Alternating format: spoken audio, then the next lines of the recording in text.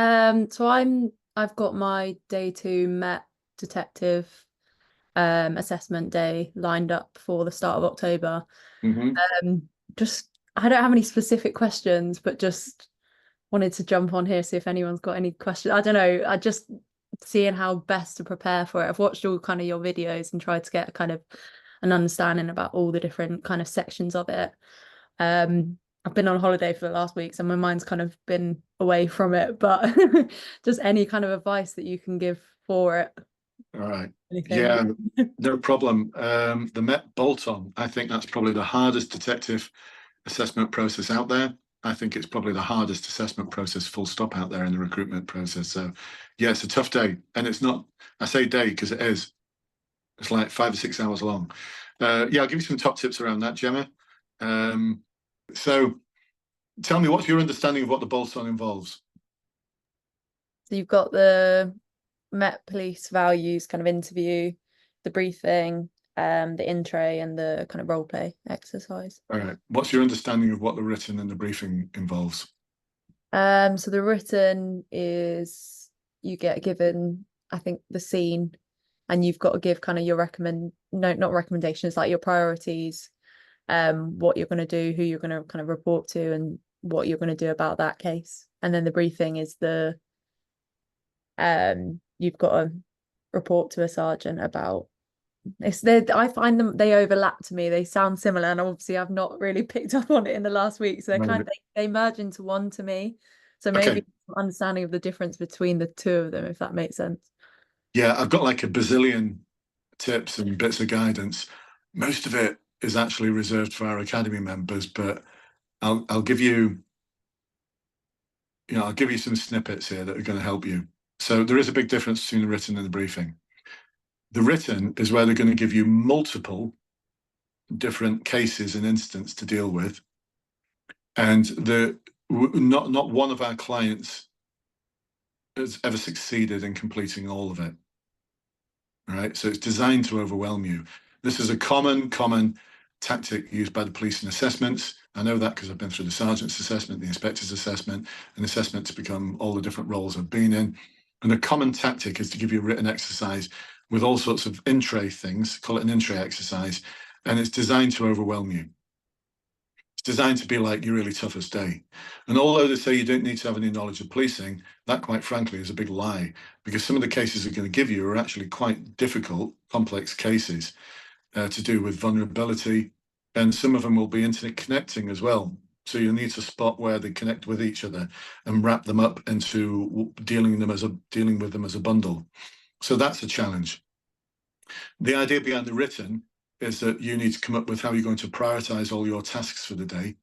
I'd like you to imagine that you've not got an 8-hour day, you've got a 48-hour day, because quite frankly, everything that's in there would just overwhelm you. 1/4 of it would overwhelm you in reality.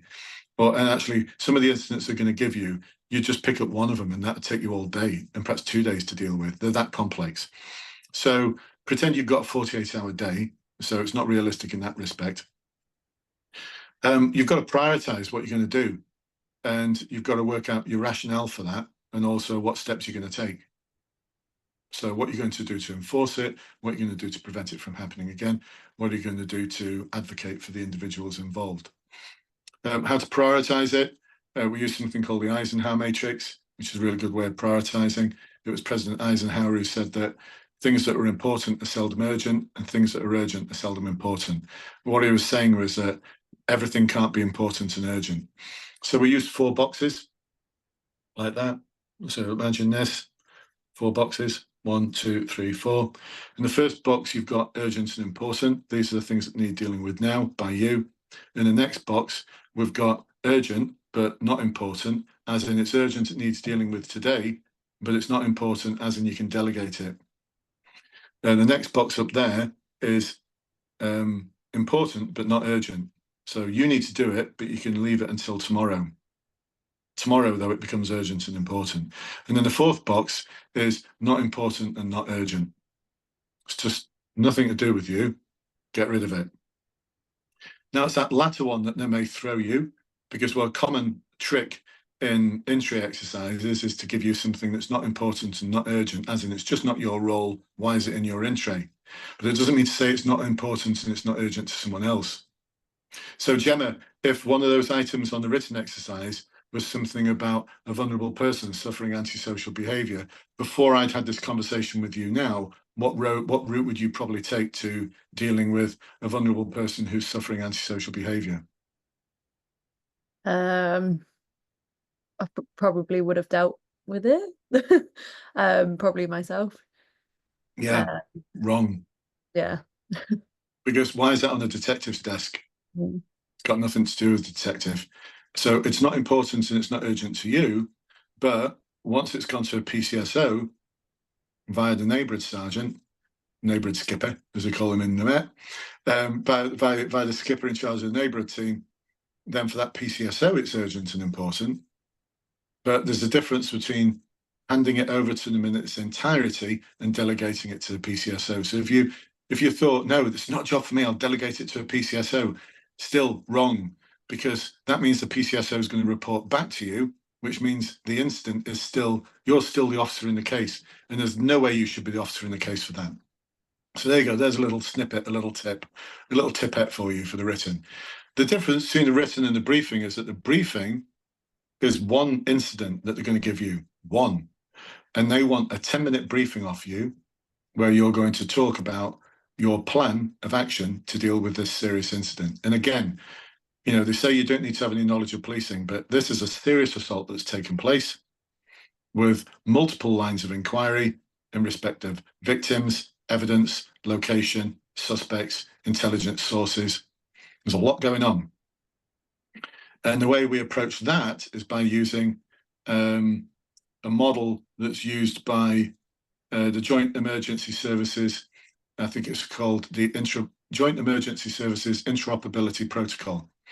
So that when you're doing briefings in front of all emergency services, so if you're doing a briefing for an incident that involved paramedics, fire service, police, Coast Guard, they would all be used to this format of doing a briefing. And it's called, it's from Jessup. Jessup is actually just down the road from where I live in North Yorkshire, in York.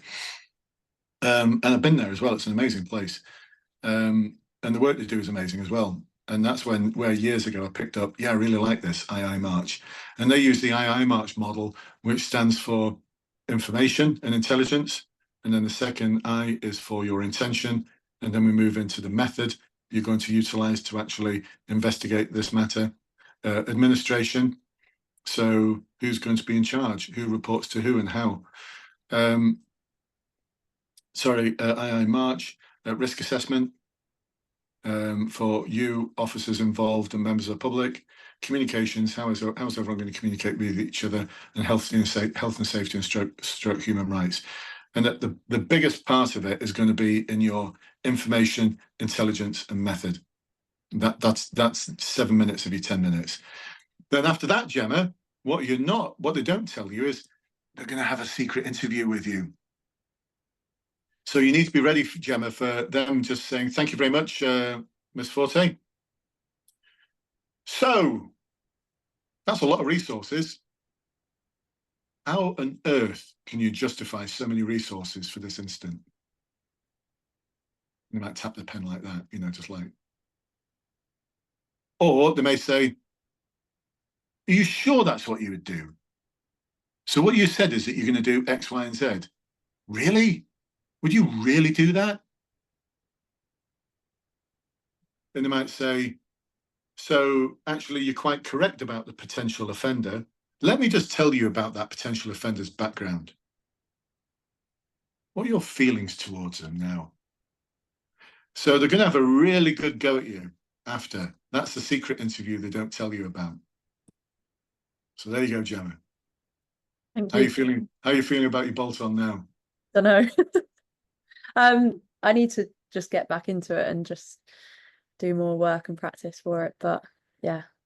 I've had some friends who have done it and they said you feel awful when you leave it, but it doesn't go too badly. As they've all got in, but they said it's quite a rough day. But yeah. It's a rough day. You know, we've got a good success rate with that. Probably about 90% of everyone we've put through our academy for that has passed. First time, but it's tough. Raj is our resident expert there, Raj Kohli. He's a retired chief superintendent from the Met Police, and he's awesome. Except for his dad jokes. Just got to watch out for his dad jokes. His dad jokes are terrible. All right, Gemma, hopefully helpful.